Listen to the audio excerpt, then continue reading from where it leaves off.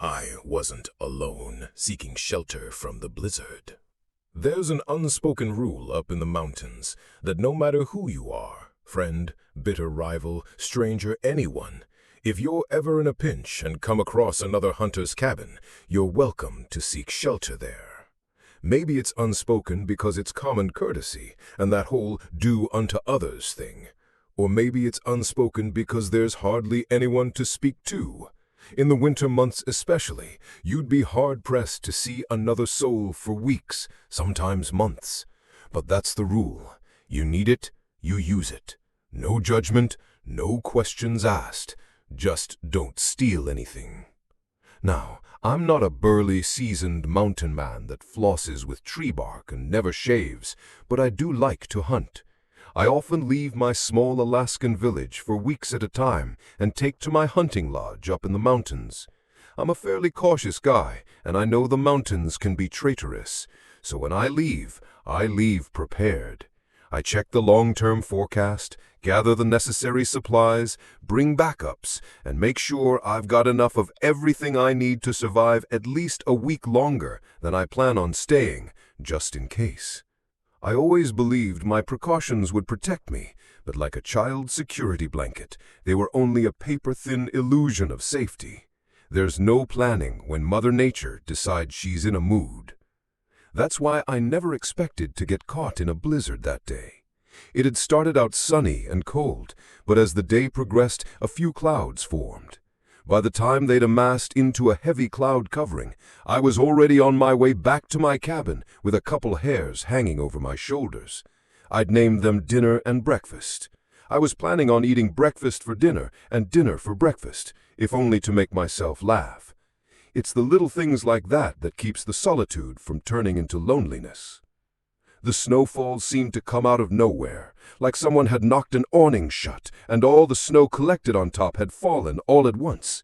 Except it wasn't a single tidal wave of snow. It was a relentless, unending assault. Last I checked, the weather reports hadn't mentioned a blizzard, and yet a blizzard was what I found myself walking through.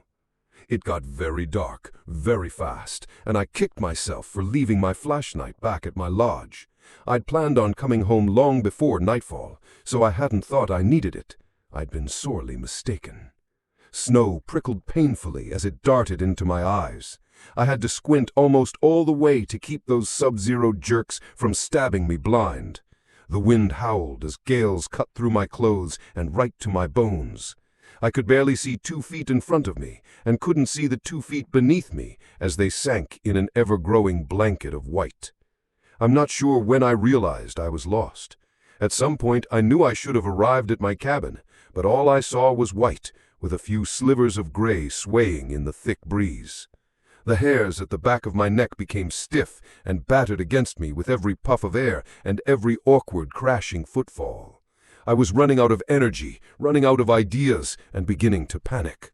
I could have spun around in a computer chair 100 times and felt less disoriented than I did in that whiteout. And then I walked right in to a cabin. Literally. It had become so dark and the snow had become so heavy that I couldn't see the structure until I stumbled face first into it. I held my hands against the wooden facade so I wouldn't lose it in the storm and circled around until I found a door. I wasn't just in a pinch. This was life or death. In the unlikely event someone was inside, I knocked on the door and waited for an answer. Through the howling wind, I could have sworn I heard, "Come in." As I swung open the door and stepped inside, a small avalanche of snow tumbled in with me. I didn't bother trying to kick it out as I fought against the wind to close the door behind me. The relief was instantaneous. Without the air whipping at me, I'd put a stop to the timer ticking down to my freezing death. "Thanks," I whispered. I turned towards the inside of the cabin and tried to get my bearings, but all I saw was blackness, which meant I had no real way of gauging the size of the cabin.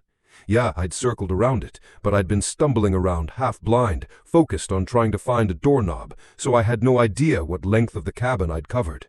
I could have walked half of it. I could have circled around 3 times without realizing it. Through the darkness, all I could see was the vague outline of someone sitting in the corner. "You're a real lifesaver," I said. He didn't answer. I pawed around for a lighter, a lantern, a matchbook, anything that might emit light, but all my fingertips touched were chains and the barrels of hunting rifles. I stopped poking around when I felt an open bear trap. Wouldn't want to get my arm caught in one of those. It was safer to sit still and wait for daybreak. It occurred to me the stranger might have been seeking refuge as well. "So," I started, keeping my tone light and innocent, "you the owner of this cabin?" The answer was more of a hiss than a word, but in that hiss I heard a faint "yes." I sat on the floor, let my hairs down beside me, and reached into my pack. Why I'd taken a sleeping bag with me and not a flashlight was beyond me. I removed my wet clothes and quietly slipped into the sleeping bag to warm up, making conversation as I did. "Thanks again. That blizzard really came out of nowhere." It replied with the slow, labored, wheezy breaths of an elderly man on his deathbed. "Dangerous." "Yeah, that's an understatement." "Hungry," he exhaled. "You got a fireplace? I've got a couple hairs. I'll cook them up. It's the least I can do," I offered. His reply was drawn out, like a wolf howling, but without the majestic hum. "No." Okay, as soon as the blizzard dies down, I'll go gather wood and make us a fire. Can you wait until then? I saw his silhouette shift slightly. There was a rattle of chains. "No." Again, the O stretched out in a long, bloated groan. "No. No. Yes." The final no morphed strangely into a yes, like someone drastically changing to a much higher note on a flute halfway through a breath. I craned my neck to look at the single window in the cabin. It was pitch black, pitch white. It was like an afterglow, visible against the black backdrop of the wood, yet was still inherently dark. I focused on it rather than the rest of the cabin, because it was the only hint of light I could see. "If you don't mind, I'm going to try and catch some shut-eye," I said tiredly. He didn't respond, but that didn't surprise me. Mountain folk don't talk much, even when they come down to town for what few supplies they can't make themselves. I shrugged it off and settled in for the night, but I felt something hard against my side. Sighing, I tossed my hairs back a bit further and got comfortable. I was exhausted, so it wasn't all that hard for me to drift off despite the wind song playing outside the walls. I hugged myself in my sleeping bag and drifted off. I was awoken by a different sound. A weird snapping crunch that made me shoot up in bed, believing the ceiling was about to collapse under the weight of the snow. I braced myself, but as the sound came again, I realized it wasn't above me, but rather next to me, near my belongings. The silhouette was gone from the corner, and I could hear his deep, raspy breaths accompanying the crunch. "What the hell are you doing?" I snapped. He retreated back to his corner with a rattling of chains. My adrenaline was pumping, and I wasn't even sure why. Something about this stranger put me in a state of near panic. My instincts were telling me to leave, but I couldn't afford it. Whatever this guy was up to, I was safer with him than I was out there in the blizzard. I grabbed my backpack and propped myself against the wall in a seated position, staring at the silhouette, expecting him to make a move. I kept myself awake and alert, never looking away even as the howling wind slowly diminished in strength. Once or twice, I felt my head begin to dip and my eyes begin to shut, but every time I slipped, the faint rattle of chains snapped me back into consciousness. As the blizzard cleared and the sun slowly rose, light began to trickle into the cabin. The scene filtered through in tiny increments, with each layer uncovered by the sun, like a printer slowly spitting out the full picture, one line at a time. I wasn't in a cabin. I was a large supply shed that was maybe 10-11 feet long by 7 or 8 feet wide. There was no fireplace, which makes sense for a supply shed. There were tools, traps, and riffles lining every wall. The silhouette in the corner slowly stopped being a silhouette and started being a distinct person. Skinny. No. Gaunt. Pale. No. Ghost white. Man. No. Corpse. I was gutted. He was dead. Not, oh shoot, I died overnight. Sorry about that, dead. Long dead. Long dead. His body was all shriveled and mummified? Is that even the right word for it? He wasn't wrapped up in bandages or anything like that, but his skin was completely dehydrated and stiff like an unwrapped mummy.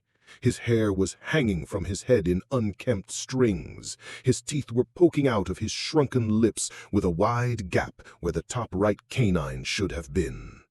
There was a stain of age-old blood soaked into the wood beneath him. I followed it by gaze to its origin, his left foot and the bear trap in which it had gotten caught. There was an empty hook on the wall above him with a chain leading to the trap. It was long enough for him to move around, but not enough for him to reach the front door or the saw hanging above it. My best guess was the trap had fallen on its own while he was out, and at some point he'd done a supply run in the dark and had gotten caught in his own trap. He'd probably died of thirst or something. Look, I'm telling you, he wasn't breathing, he wasn't moving, he was dead as a doornail, and had been for quite some time.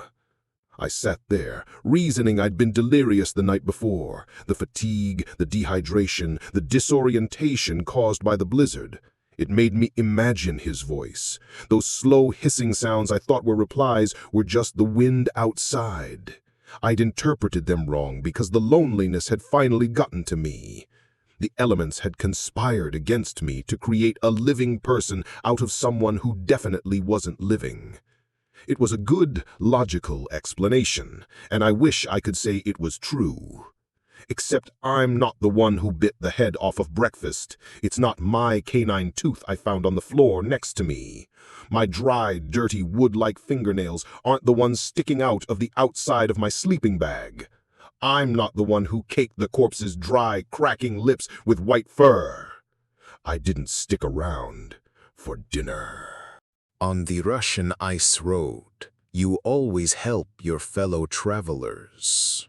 When people hear my wife speak Russian, they picture the stereotype. A tall, blonde woman with a charming accent wearing heels even for grocery runs. Lana is nothing like that. She's dark-haired, speaks better English than I do, and has a sneaker obsession that borders on religious. But she does fit one cliché. She never gets cold. Not surprising, considering she grew up in Russia until she was 18. And not in Moscow either.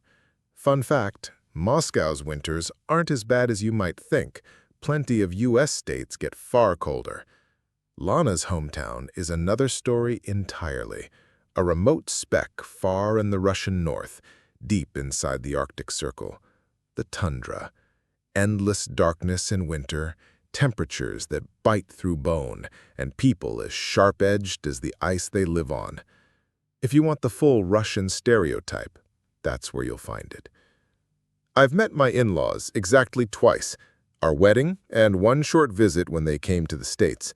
I never planned on going to Lana's hometown myself. That changed 9 days ago when we got the call. Her mother had suffered a stroke. The local doctor said she was stable for the moment, but things could turn at any second. She wasn't well enough to be transported, and the journey would have been brutal anyway, as I was about to find out. Lana immediately started planning the trip. I still had a valid Russian visa from a recent business trip to Moscow, so I decided to go with her. The route wasn't exactly straightforward. Fly to Moscow, then connect to Norilsk, a city smack in the tundra. From there, it's either an hour on a river barge in summer or a drive over an ice road in winter. We reached Moscow easily enough, but that's where the problem started. First, I wasn't even allowed to fly to Norilsk because the city's closed to foreigners. Before we could figure that out, the airport there shut down completely due to storms, and the forecast promised no improvement for days. Lana's stress spiked when she heard her mother was worsening. That's when she came up with an alternative. We'd fly to a city south of Norilsk, clear of the storm. A family friend there could drive us north on the ice road, a trip he claimed was better done at night when headlights were more reliable than the dim winter daylight. I called her plan insane. Lana brushed me off. She'd done Zimnik trips with her father and said they were perfectly safe. She told me I could stay in Moscow if I wanted. Obviously, that wasn't an option. The cold hit like a wall when we stepped off the plane at our next stop. It wasn't just cold. It was hostile, the kind that seeps past every sweater and scarf until it's chewing on your bones.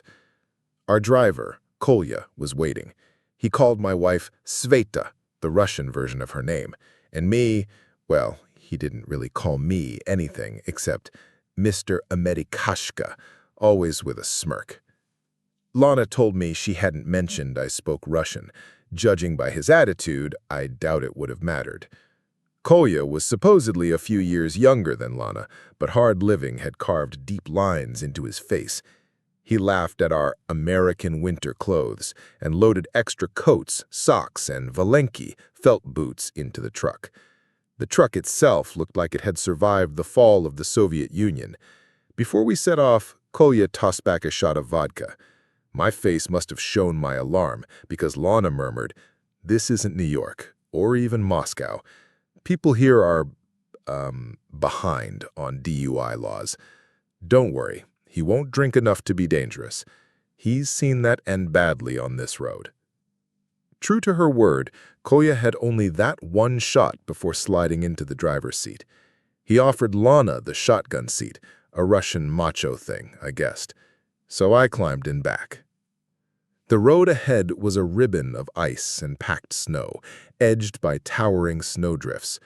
For the first couple of hours, we passed a few cars headed the other way, and one battered Subaru overtook us at an absurd speed. I gave up trying to understand Russians at that point. Then the snow started, light at first, then heavier.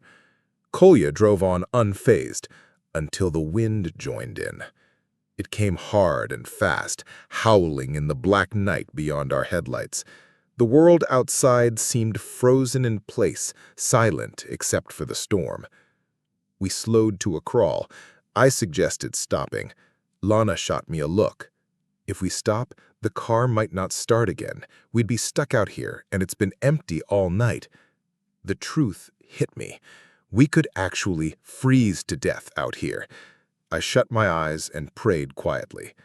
The wind's howl became strange, starting low, swelling to a shrieking crescendo, then cutting off abruptly.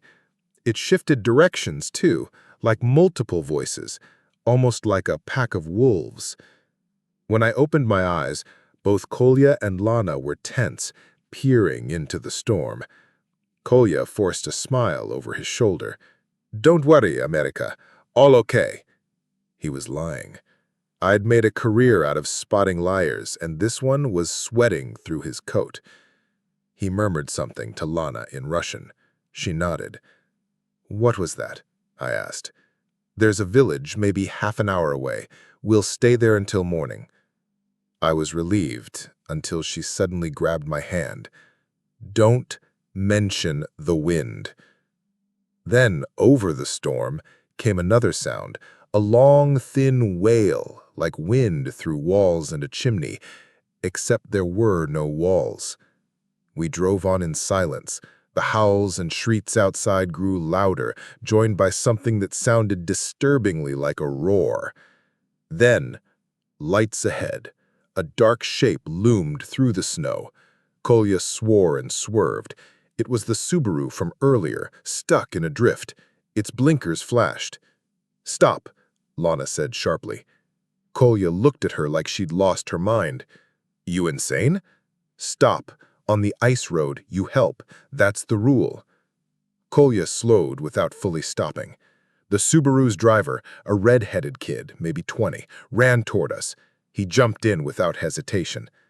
"Thank God. I thought they'd get me."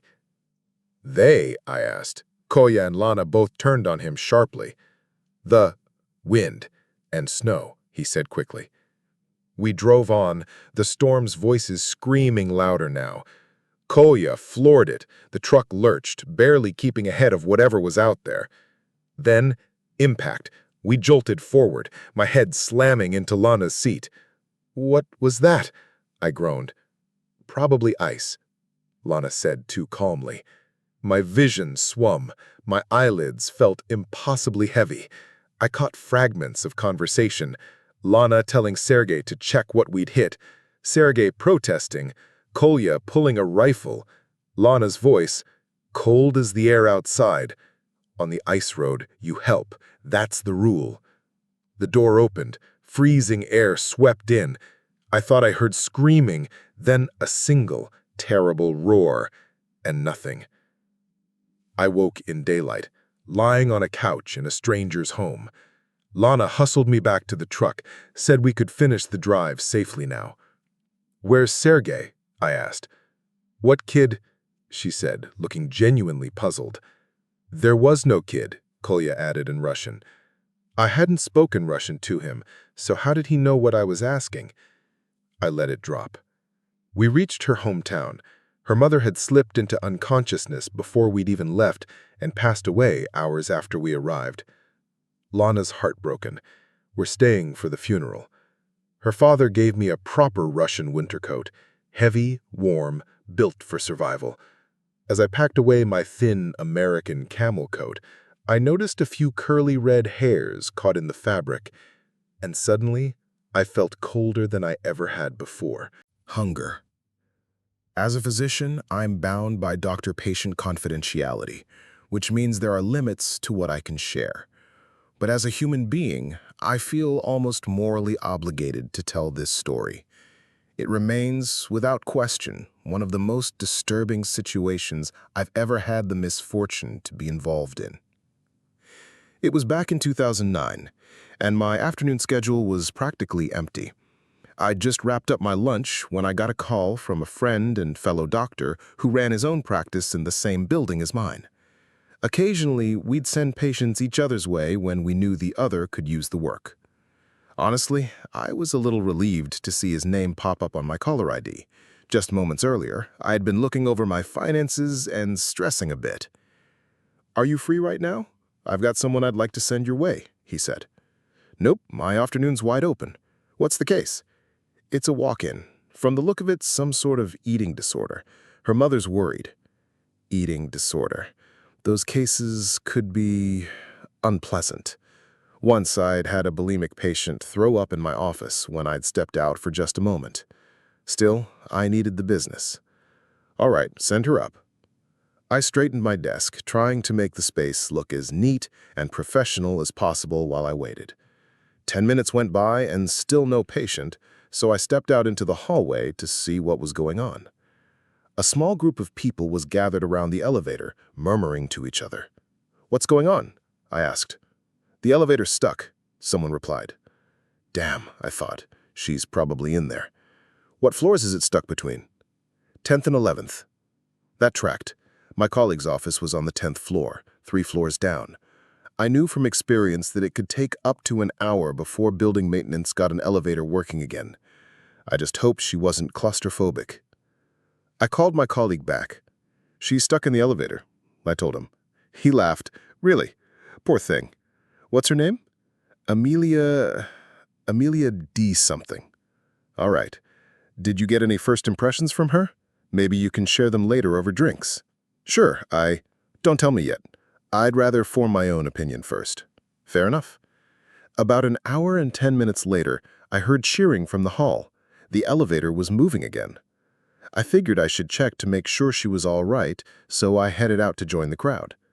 There were a lot more people gathered now. I couldn't get a clear view of the elevator doors, but I heard the familiar ding as it stopped on our floor, followed by the sound of the doors sliding open. A collective gasp rippled through the group, quickly replaced by shocked murmurs. "Holy shit!" someone exclaimed. People began shoving past me, moving away from the elevator. I pushed against the tide until I reached the small crowd still standing there, staring inside. That's when the smell hit me. A thick, overpowering stench, like walking into the apartment of someone who hadn't left or bathed in years. The wave of odor rolled out of the elevator and filled the hallway. A young man in a business suit, clearly dressed for an interview, was covering his nose and mouth with a handkerchief. I stepped around him and finally saw inside. The woman in the elevator was not what I had been expecting. She was enormous, easily in the 500 to 600-pound range.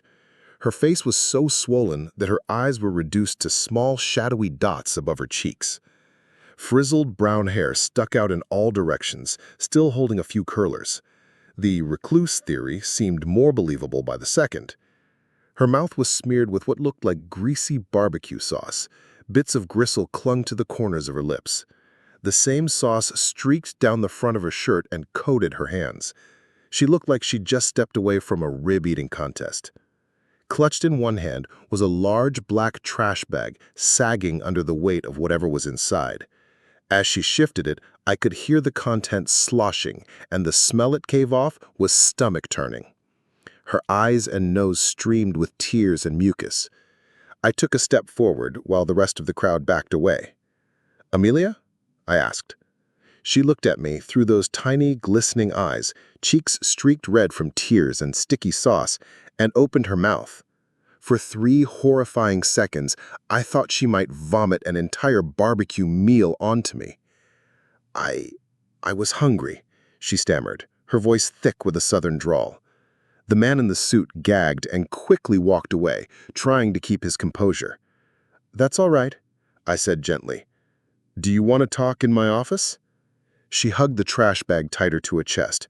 Whatever was inside made a wet, squishing sound. I could feel my own lunch creeping back up my throat. "Is that yours?" I asked.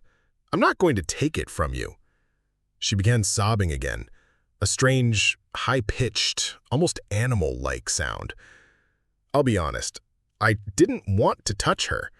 I wanted to lock my office door and be thankful my afternoon was empty. The smell clinging to her in that bag would seep into my office for days.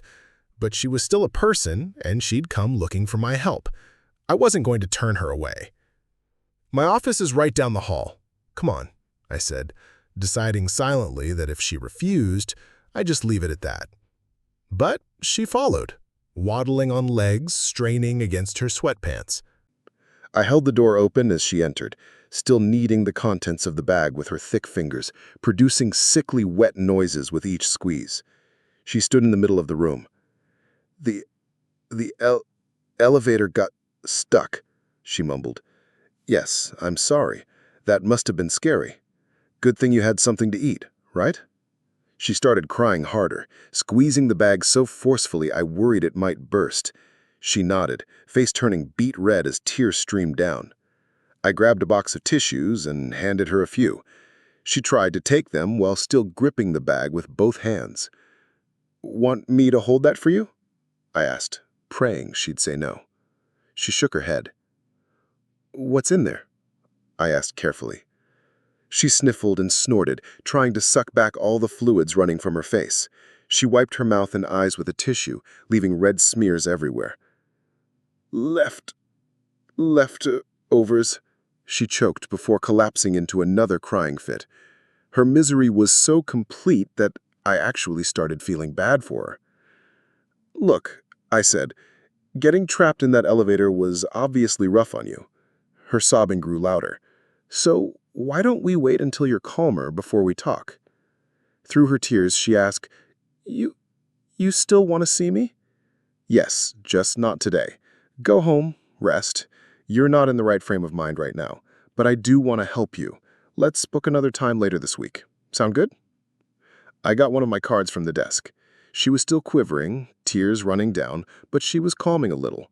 She took the card with the same sticky fingers clutching several soggy tissues. "Thank you," she whispered. Her swollen, wet features were unreadable. "Want me to walk you down to the lobby? Just in case something happens with the elevator again? It should be fine now, but..." "No.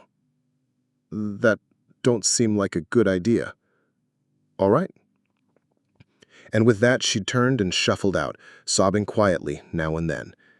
The sloshing bag went with her, taking its putrid smell along. I breathed a long sigh of relief once the door closed. She never contacted me again. A week later, I was having drinks with my colleague. Somewhere between beers, I remembered her. "By the way, thanks." "For what?" "For Amelia." "Who?" Amelia, the eating disorder case. You sent her up last week. Oh, right, the one who got stuck in the elevator. How'd that go? She was a mess, crying, almost hysterical. I told her to reschedule, but she never called. Did you talk to her mother? No, I didn't get any info from her, just gave her my card. What did you think? Classic food dependency, binge eating. Her face was... No, I mean, what did you think of Amelia? I am telling you. Amelia, the thin 12-year-old girl, the one with the eating disorder. What? No, that's...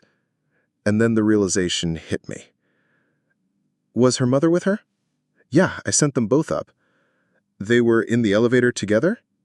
He looked at me, and I saw the same sickening understanding dawn on his face. Neither Amelia D. something nor her mother, the massive woman reeking of decay, coated in grease, clutching that bag of sloshing leftovers, never made another appointment. There's an eye in my daughter's closet, and she insists on leaving the door open for it. The smell of a new house is supposed to be the smell of a new beginning. For the first week, it was.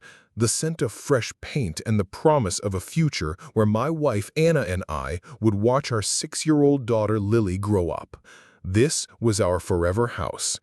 Lily adapted quickly, and on the 3rd day, she introduced us to her new friend. "The Watcher lives in my closet," she told us matter-of-factly over dinner. An imaginary friend, perfectly normal. We played along, not thinking anything of it, until the first rule emerged a few days later.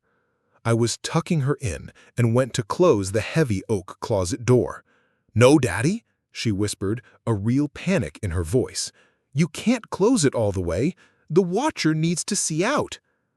She left a 6-inch gap, smiled at the darkness, and then burrowed under her covers.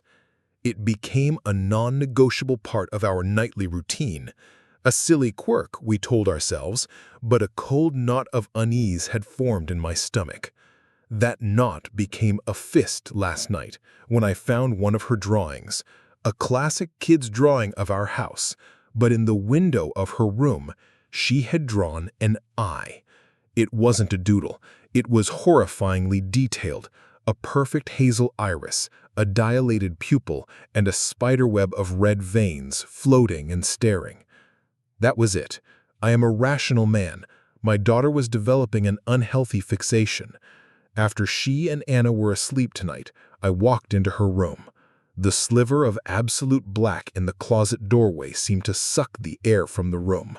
My heart hammered against my ribs, but I ignored it. I reached out, my hand trembling, and pushed the heavy door. It closed with a final, definitive click. For a moment, nothing. I felt a surge of relief. Then, with the sound like 100 camera flashes going off at once, every single light bulb in the house exploded. A deafening pop plunged us into a sudden, suffocating darkness. After calming Anna and a terrified Lily, claiming it must have been a massive power surge, I knew what I had to do. Armed with my phone's flashlight, I went back into Lily's room and pulled the closet door open, recreating that 6-inch gap. The moment I did, the emergency nightlight in the hallway flickered to life. Coincidence? It had to be. But I couldn't sleep. I had to know what was in there. I knelt down and peered into the darkness. It was there, suspended in the gloom, a real human-looking eye with a brilliant green iris, flecked with gold, slick and wet. It followed my every movement in a smooth, silent arc. No body, no context, just a silent, sentient, watching eye. My mind raced. I needed proof, something tangible to show Anna. I remembered the old webcam I used for work. I crept into the study, grabbed it, and set it up on Lily's dresser, aimed squarely at the closet. I'm in my study now, watching the live feed on my laptop. It's been hours. Anna and Lily are asleep. For the longest time, it was just a dark, silent video. I almost gave up, until the timestamp ticked over to 3:03 a.m. The eye, which had been staring into the corner of the closet, swiveled in a sickeningly fluid motion to look directly at the camera. It filled the frame. The autofocus struggled, and the darkness behind the eye swam into clarity. It wasn't a wall. It was a gallery of eyes. Hundreds of them, every color and shape, all wide with absolute terror. They weren't looking at the camera. They were looking past it, into the room. In the final moment before the feed cut to static, the watcher looked directly into the camera, at me, and gave a slow, deliberate wink. "Now you see." The truth hit me like a physical blow. It wasn't a prison, it was an observation post. The rules weren't threats, they were a security protocol. Keep the door ajar so I can see. I hadn't trapped a monster when I closed that door. I had blinded our guardian and told whatever was outside that the house was unprotected. At that exact moment, I heard it. Downstairs, the wooden creak of the front door swinging open. A slow, heavy scraping sound began to drag across the floors towards the staircase. I didn't grab a weapon. I didn't run. My only insane hope was the thing I had feared most. I burst from my study and sprinted up the stairs. I threw open Lily's door. She was still asleep. I ran to the closet and flung the heavy door wide. The watcher's green eye swiveled to me, not angry but relieved. Then its gaze darted past me to the bedroom doorway. The scraping is right outside. The watcher is staring at it. I think it's telling me to hide. I think it's telling me it will handle this. The doorknob is turning. I wish I'd never watched my family's old home videos. My sister found the tapes in the attic after the funeral, hidden away in a cardboard box filled with a dozen or so tapes. Our father's version of a time capsule, I suppose. She gave me 3 of them before I left to return home, stored in a Ziploc bag as if she thought they'd rot or leak if left unsealed. "I think Dad meant for you to have these," she said, her voice distant. "He kept them separate from the others." At the time, I didn't think much of it. Just old home movies. Nostalgia, maybe, or his version of a time capsule. It wasn't until 2 weeks later, on a rainy Wednesday night, that I started digging through them. I'd had too much to drink, and I felt sentimental. The tapes were high 8 cassettes from the late 90s. On them were handwritten labels, written in an elegant hand. Springfield Trip, 93 First Steps, 1994 Xmas, 95. And under each label, Nate, my name, had been scratched on with a black marker. There was something comforting about the handwriting. Familiar, but not quite. A strange nostalgia, like remembering a dream from someone else's childhood. I found an old camcorder Dad had bought me back in the day, plugged it into the TV with a mess of Frankenstein cords, stuck the oldest tape in, and hit play. The screen flickered. Static. Then, a baby me, I guessed, being held by a woman I didn't recognize. We were in a wide field. Must have been summer. She had curly brown hair, big sunglasses, and a laugh that came from deep in her belly. She looked happy. She looked in love. But not with me. With whoever was filming. "That's it, sweetheart," a man's voice chuckled from behind the camera. "Get a close-up of those chubby cheeks." The woman cradled the baby, me, up toward the lens and winked. "That's our boy," she said, and then turned towards something off camera. Her smile faltered slightly. The camera panned over. In the distance, near the tree line, stood a figure, far away, unmoving, dressed in dark clothes, just standing there, watching. "Do you see that?" the woman asked. The man zoomed in slightly. The figure didn't move. "It's probably just someone out for a walk," he said, though his voice was quieter now. She turned to him. "That's the same man from yesterday, Frank." The camera jolted slightly, a jerk of motion, then static, a hard cut. I rewound and played it again, and again, unsure what to make of it all. A creeping chill crawling up the back of my neck. The second tape was First Steps. Same woman, same man, same baby Nate. But this time, something was off. The house didn't match my memories. The wallpaper wasn't the one I grew up with. The couch was a different color than in any family photo. When I took those first steps, wobbling and laughing, I fell into the arms of that same strange woman. She kissed me on the cheek. You did it, my big boy. In the background, through the window, at the edge of the yard, just beyond the fence, that same figure, still staring. I paused the tape, rewound it, went frame by frame, and there it was. Black clothes, long dark hair, pale skin. A barely visible face, but one I recognized. The man filming stepped into frame briefly. Broad shoulders, strong jaw, glasses. Not my dad. Or at least not the man I'd grown up calling father. He gave the woman a kiss on the cheek, and together, with their child, me, they made a perfect family. Then came the third tape, Xmas 95. This one started out warm, familiar. The living room glowed with garland and wrapping paper. A crooked artificial tree stood in the corner. Holiday music crackled from the radio. The woman, my real mother, I realized, wore a red turtleneck, no makeup, just joy in her eyes. She handed a present to the baby version of me, a toddler in green footy pajamas. Frank, that was his name, the man from the earlier tapes, smiled from the carpet. He adjusted the camera on the tripod and gave a thumbs up. All right, Nate, let's see what Santa brought you. He stood and knelt beside me, helping tear the paper. The camera, now unattended, faced slightly askew, catching the hallway just past the living room. Then, movement. A tall figure stepped into view. His hair was jet black. His clothes were dark. His posture was stiff and wrong. He stood half lit by Christmas lights, staring straight ahead. It was the man I knew as Dad. The man who raised me. But here, in this footage, he was something else. My mother's gasp came first. Frank, she whispered. Frank, he's here. Then scuffling and the sound of paper crinkling, Frank moved quickly, rising to stand between the stranger and his family. You need to leave, Frank shouted. This is our house. What do you want? My baby self started crying, and the man in dark clothes stepped forward, a glint of metal by his side. A crowbar, then chaos followed. A scream, a crash. The camera jolted off the table, landing half beneath the couch, angled low toward the floor. It didn't stop. It kept recording. Screams. Sobbing. The clatter of glass. A child's wail. And with a heavy thud, a body fell into view. Within the sliver of view beneath the couch, Frank dropped into frame. He was bleeding. Coughing. One arm twisted beneath him. A heavy boot stepped over him. The man. Frank looked panicked, and with a sickening squelch of meat and bone, the man beat Frank to death, striking his face with the crowbar.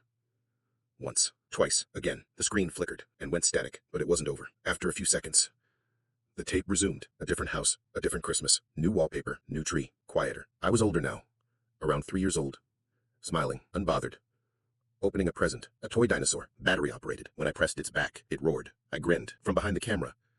Do you like it? My father asked. I nodded, smiling and playing with my new friend. But in the background, just barely, almost missed, came the muffled sound of a woman crying, begging. Please, please don't hurt my baby. Then, footsteps, a doors opened. The same voice from the camera yelled something down the hall, or down the stairs. I didn't flinch, just pressed the dinosaur's button again. It roared, and I laughed. The video ended. I sat there long after the screen went black. The camcorder was still humming, but I couldn't move. My heart felt hollow, my body cold. I kept thinking about Frank, about that woman, about the man who took me and made me call him Dad. I kept thinking about the toy dinosaur, too. It was still in a box somewhere in my closet, my favorite toy growing up. And I thought about something else, something I hadn't realized until now. In all those tapes, there were no other kids, not even my siblings, just me. I'm going now to call my sister. I need to talk to her about what I watched. I want answers. I want this feeling inside to go away. I want to know what's on the other tapes.